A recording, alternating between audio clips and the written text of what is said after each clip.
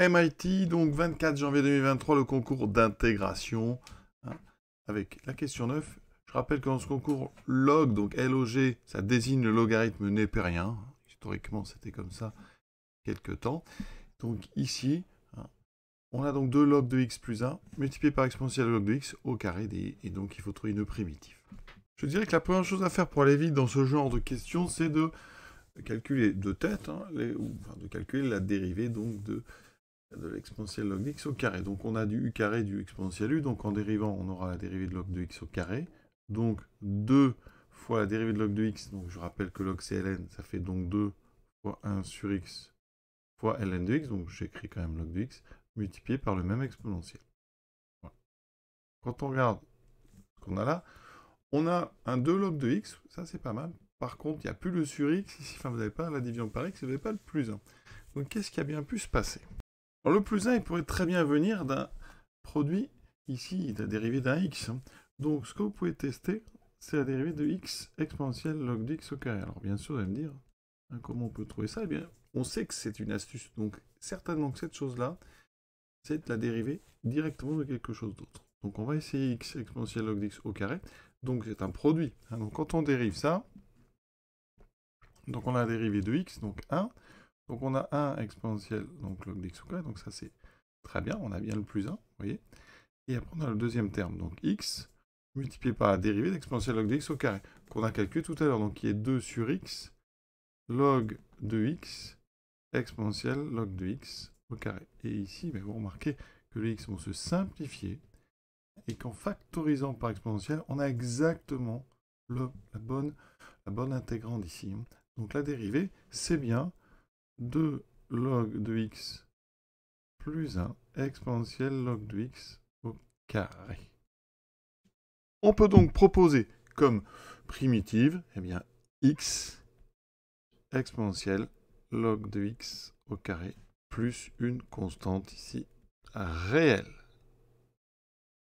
Et encore une fois, ce genre de concours, c'est des astuces qu'il faut trouver. Donc on cherche un petit peu s'il n'y a pas quelque chose qui en dérivant donnerait directement le résultat. Voilà.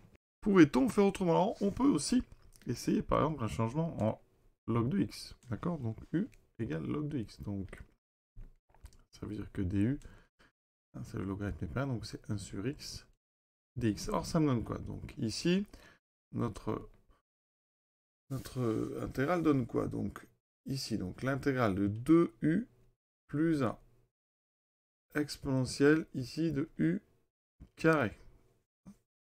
Ensuite, on va voir donc notre dx qui vaut donc x du. Mais x, c'est l'exponentielle de u. Donc ici, j'ai exponentielle de u du.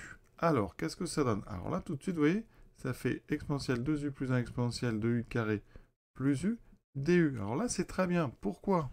Parce que quand on dérive u carré plus u, ça donne 2u plus 1. Donc on a ici une forme u' exponentielle u. Donc une primitive qu'on peut proposer, c'est donc exponentielle de u carré plus u. Mais ici, hein, bien sûr, il va falloir revenir, donc on met une constante réelle, il faudra revenir à petit x, donc ça veut dire qu'on va remplacer u par log de x, on retrouve donc log de x au carré plus log de x plus k.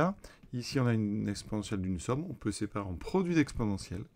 Donc ici on aura exponentielle, alors je vais mettre le deuxième facteur devant, exponentielle log de x, ensuite exponentielle log de x au carré plus k, une constante donc réelle, exponentielle de ln de x ou de log de x ici, hein, c'est donc x. On retrouve la même chose. Alors ça paraît comme ça moins magique de le trouver. Vous voyez, on a proposé un petit champ de variables.